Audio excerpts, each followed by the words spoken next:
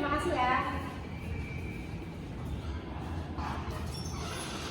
Atas nama Dika, silakan masuk.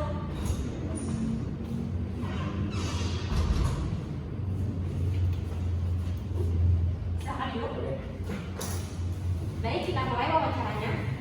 Coba jelaskan tentang diri Anda.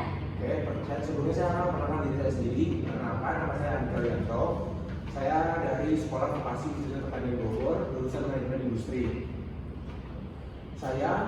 Pada saat saya belajar jurusan manajemen industri, saya belajar bagaimana merencanakan sistem produksi, mengelola hasil produksi dan menjalankan hasil produksi. Dan saya juga mempelajari sistem Microsoft Word. Ada Microsoft Word, Microsoft Excel, dan media lain yang saya pelajari pada aplikasi dasar komputer. Dan saya juga memiliki sikap yang jujur, teliti, berpikir kritis, dan mampu berkomunikasi. Lalu apa yang kamu tahu tentang perusahaan ini? Oke, yang saya tahu dari perusahaan ini kan PT Federal Andika Citra Karya Mandiri merupakan PT yang bergerak di bidang manufaktur, elektronik, dan peralatan listrik rumah tangga. Visi dari perusahaan ini adalah menjadikan perusahaan ini menjadi perusahaan yang lebih aman dan melakukan penghematan dan meningkatkan suplai di seluruh kabel di Indonesia. Nah, tujuan dari perusahaan ini adalah meningkatkan visi kabel yang ada di Indonesia. Saya juga mengetahui dari produk terbaik dari perusahaan ini adalah namanya itu Federal Kabel yang sudah bersertifikat SMI, LMK, dan ISO 900. Sebutkan alasan kamu melamar di posisi ini kenapa? Alasan saya melamar di posisi ini adalah karena pada saat saya kuliah, saya jurusan manajemen industri. Pada saat saya belajar di jurusan manajemen industri, saya banyak mengenal sistem-sistem yang ada di PPIC ini. Saya juga memiliki pengalaman, keterampilan, dan pengetahuan di bidang PPIC ini.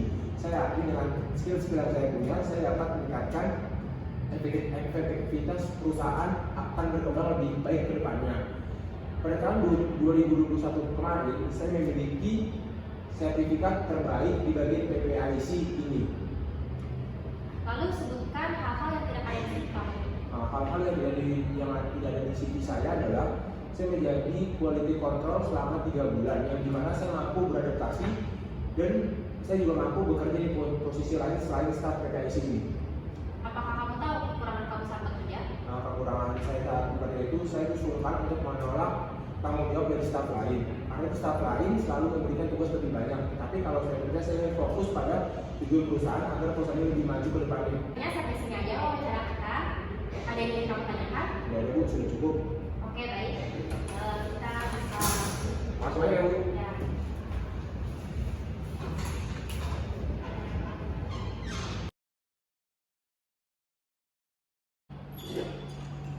Permisi, Pak. Oh iya.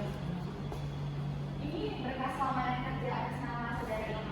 Oh, makasih ya. Ya, sama-sama. Saudara ya, silakan masuk.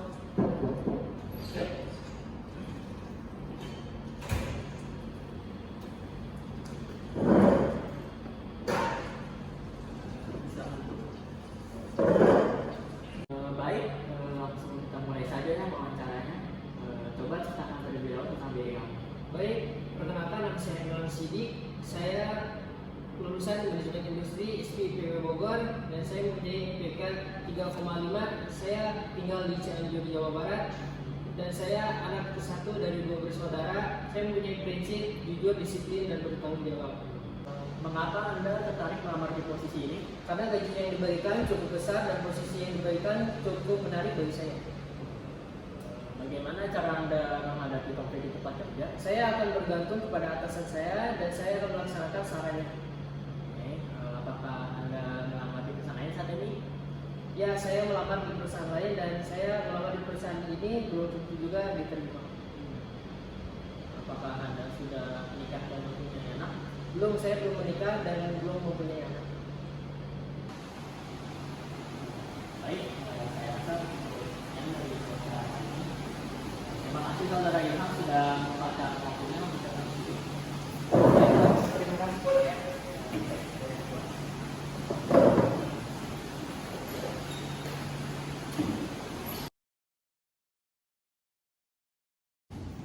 Terlihat perbedaan yang signifikan dari dua proses wawancara kerja yang terjadi, di mana wawancara yang pertama berjalan sesuai dengan wawancara kerja yang seharusnya.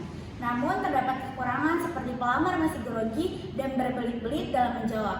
Juga bisa dilihat pada wawancara yang kedua, terlihat perlakuan sang pelamar kerja yang tidak beretika yang baik ketika proses wawancara dilakukan.